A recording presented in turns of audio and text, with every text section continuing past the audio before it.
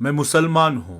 मैं प्रधानमंत्री मुख्यमंत्री नहीं बन सकता क्योंकि मेरी तादाद कम है और जातिवाद ज्यादा। लेकिन मैं कलेक्टर, एडीएम, तहसीलदार, कमिश्नर, एसपी, डीएसपी तो बन ही सकता हूँ। लेकिन मैं निकम्मा हूँ, क्या करूँ?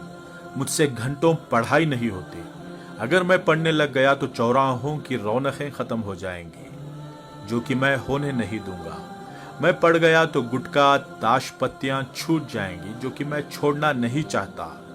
मैं पड़ गया तो मोहल्ले की रौनक कम हो जाएगी। दिन भर आवारागर्दी इन्हीं मोहल्ले में ही तो करता हूं मैं। हाँ, काम नहीं है मेरे पास, लेकिन क्या फर्क पड़ता है? अल्लाह के फजल से 2 वक्त की रोटी तो मिल ही जाती है।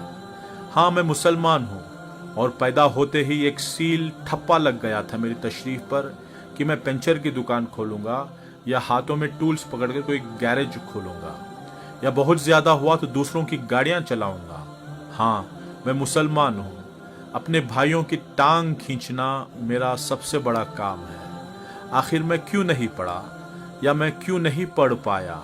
ये सवाल हो सकता है, लेकिन मैं अनपढ़ हूँ, इसमें शक नहीं।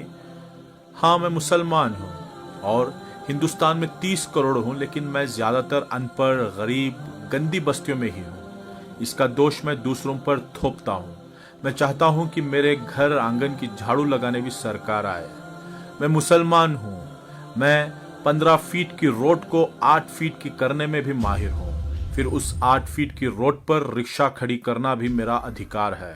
हाँ, मैं मुसलमान हूँ जिसका धर्म, पाकी, आदा, ईमान, तालीम अहम बुनियाद है, मानने वाला है, लेकिन मैं इस पर कभी अमल नहीं करता।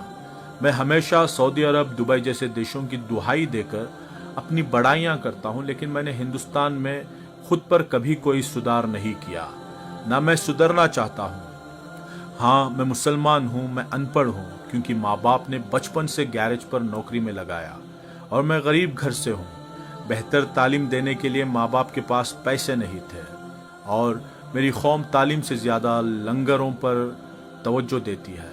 वो खिलाने पिलाने को ही सवाब समझती है। मैं मुसलमान हूँ। मैं खूब गालियाँ देता हूँ। मैं रिक्शा चलाता हूँ, दूध बेचता हूँ, वेल्डिंग करता हूँ। मैं गैरेज पर गाड़ियाँ सुधारता हूँ। मैं चौराहे पर बैठकर सिगरेट पीता हूँ, गांजा पीता हूँ, ताश पत्ते खेलता हूँ, क्योंकि मैं अनपढ़ हूँ। और मैं अनपढ़ सिर्फ 2 वजह से हूँ। एक, माँ बाप की लापरवाही। दूसरा, कौम के जिम्मेदारों की लापरवाही। माँ बाप मजबूर थे, लेकिन मेरी कौम मजबूर ना थी और ना है। मैंने आंखों से देखा है लाखों रुपये शादियों पर खर्च करते हुए। मैंने आंखों से देखा है लाखों रुपये खवालियों पर उड़ाते हुए। मैंने आंखों से देखा है बेइंतहा फिजूल खर्च करते हुए। काश मेरे माँ बाप या मेरी कौम मेरी तालीम की फिक्रमंद होती तो आज मैं प्रधानमंत्री या मुख्यमंत्री ना सही, लेकिन मैं आज कलेक्टर, एडीएम, कमिश्नर जैसे बड़े पदों पर होता। बिना वोट पाए भी लाल बत्ती में होता, या कम से कम मैं डॉक्टर, इंजीनियर, आर्किटेक्चर या जर्नलिस्ट या एक अच्छा बिजनेसमैन तो होता ही। लेकिन बचपन से मन में एक वहम घर कर गया कि मियाँ तुम मुसलमान हो और मुसलमान को यहाँ नौकरी आसानी से नहीं मिलती। लेकिन मैं ये तो भूल ही गया कि मेरे नबी सल्लल्लाहु अलैहि वसल्लम ने तमाम जिंदगी तिजारत ही की और तालीम पर अहम जोर दिया। फिर मैं उनका उम्मती होकर नौकरी ना मिलने की बात सोचकर तालीमात क्यों हासिल नहीं करता? नोट दोस्तों, ये तहरीर सिर्फ इस्लाही पोस्ट के लिए लिखी गई है। रिक्शा चलाकर पेट पालना या वेल्डिंग करना, दूध बेचना, गैरेज के टूल्स पकड़ना या मजदूरी करना कोई गलत काम नहीं है, लेकिन हम इसके लिए पैदा हुए हैं। ये सोचकर तालीम हासिल ना करना गलत है।